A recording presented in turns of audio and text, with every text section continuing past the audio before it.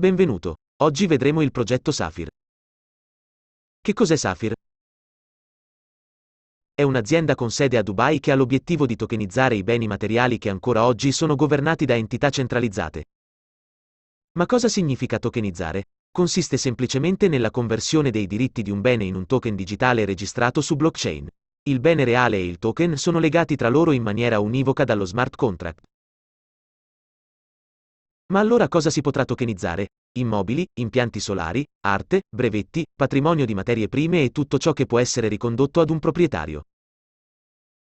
Come investire in Sapphire? Sapphire offre la possibilità di investire nel progetto attraverso la vendita di hub.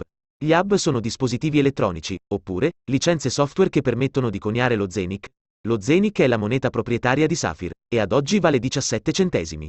Se anche voi siete rimasti impressionati dall'enorme potenziale del progetto, potete iscrivervi seguendo la guida per la registrazione. Trovate il link in descrizione. Grazie per la visione, ci vediamo nel prossimo video.